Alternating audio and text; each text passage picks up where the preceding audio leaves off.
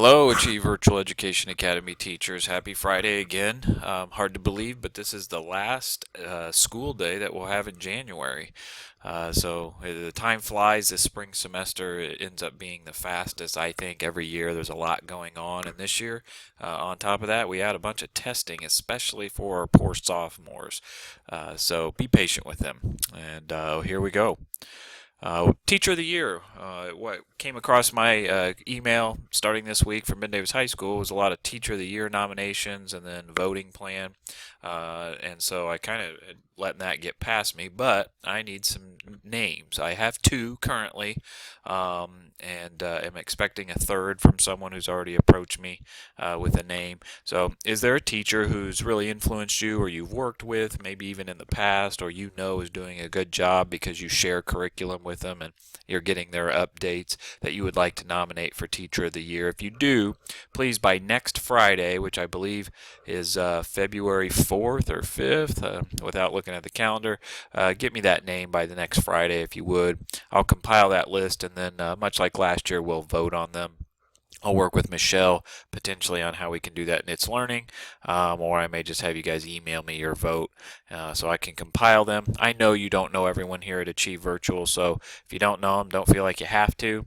It's certainly okay. It's we do want a legitimate who do you think is doing a great job here at the school, and not necessarily just a popularity contest as it can sometimes be. So please feel free to shoot me a name of a nomination for next Friday, and then over the course of the next week I'll compile votes, and if we have enough that I feel like we can select a candidate, we'll move forward. Otherwise, I'll keep it open and maybe discuss with our team here who we think would be the best option for us here at Achieve Virtual. It's always a little weird just because you're not fully invested or working with that person all the time, but I still think you can kind of get a good sense of who's doing a great job for us here. That's it. We closed enrollment for the school year for full-time students who are still taking part-time. So, a Madison Grant student may get requested in March to be placed into a course. The part-time students at this time, we do advertise that the semester ends May 27th. So if they're late enough, they're not going to have that full 18 weeks to complete the class. But outside of that, our full-time students are in. And then obviously we have count day for who we receive funding for is February 1st. But this time we're no longer enrolling students. Part of that, getting a little bit before February 1st is because we need time to track down their records and verify that they really are going to be here. So we end up closing that a few days before February 1st so our office can react and make sure we get them in and count them as attending kind of thing. So anyways, like I said here on the slide, you'll get some singletons, I'm sure, moving forward. But enrollment is up. Last year we had 197 students, and in the spring it was down to 174, I think. Well, this year we had 207 students in the fall, and the last time I looked we were at 208, and I'm sure that went up even a few more. So we are up this year, and a lot of that is word of mouth. People want to come here, they want to finish. And some of our local schools, with some of the issues going on at them, some students have fled to the virtual programs, and some of those hit us. So nice job, keep it up. It's because of you they want to come here.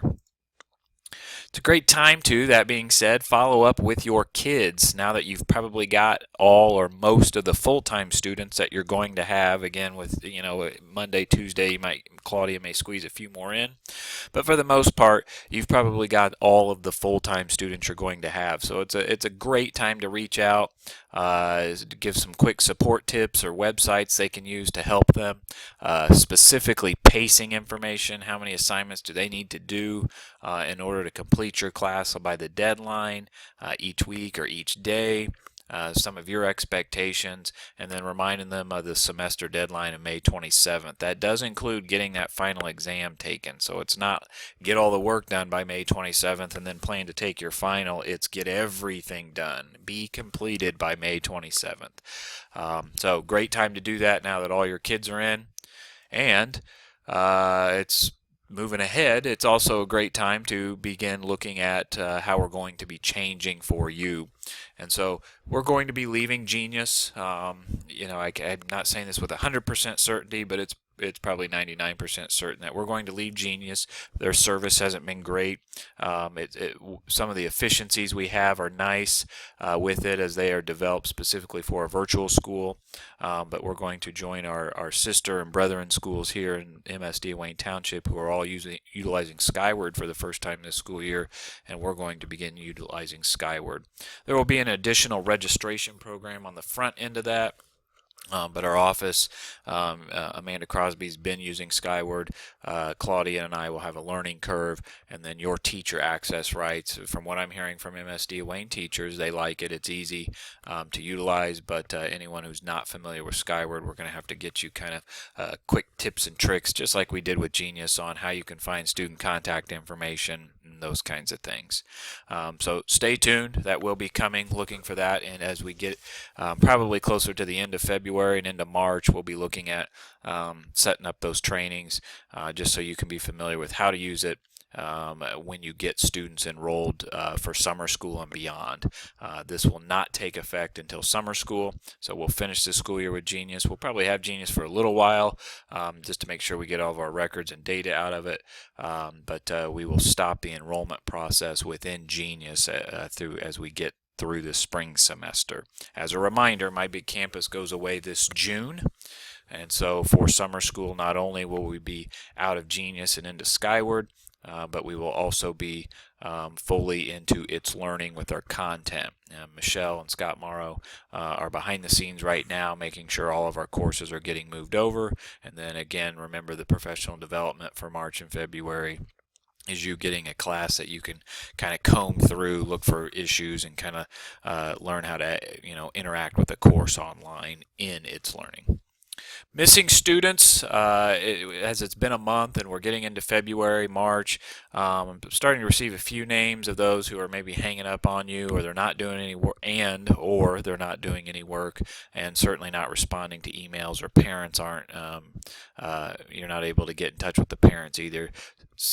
Certainly get me those names so I can try to follow up, try to support the kid in some way, get you the information as to maybe what the issue's been, and try to motivate them, or we look to withdraw either as missing, or if they're over 18, we can obviously legally withdraw them. We don't like to do that. It's an automatic dropout, so we want to try to save them, but at the same time, if they're not going to meet expectations, then they're not doing school, and if they're under 18, they're breaking the law. So we try to do the best we can to inform the parents of their options and what's going to happen if they don't get their kids to school. So get me those names. As you get more into February and March, you might have those who started but then disappeared on you. Start getting me those names as well as we kind of get into the middle through February.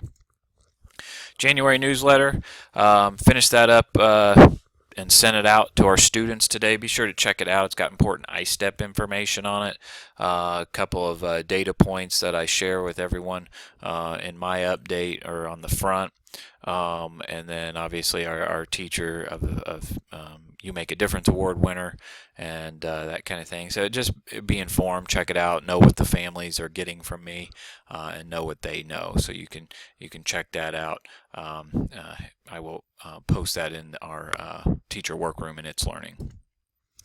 And again, as I kind of started, January's over. We get back Monday, it's going to be February, and we start that crazy test cycle. Every month there's a major test for the sophomore. So part 1 of iStep, it's really just the last day of February, the 29th, and then it's that first 2 weeks of March.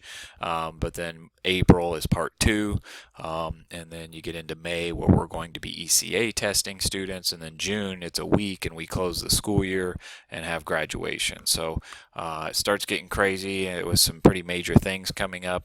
We're already a month in. As you get into March, you start looking at spring break, and February feels like a long month, but it's a shorter month, and so just stay up on it. Keep your pedal to the metal, so to speak, and keep calling those kids. Do your best to reach out.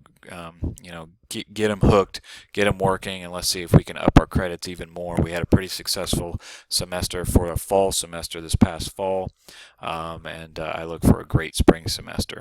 So thank you. Have a wonderful weekend, football-free weekend before the wonderful Super Bowl, and I'll see you guys next week.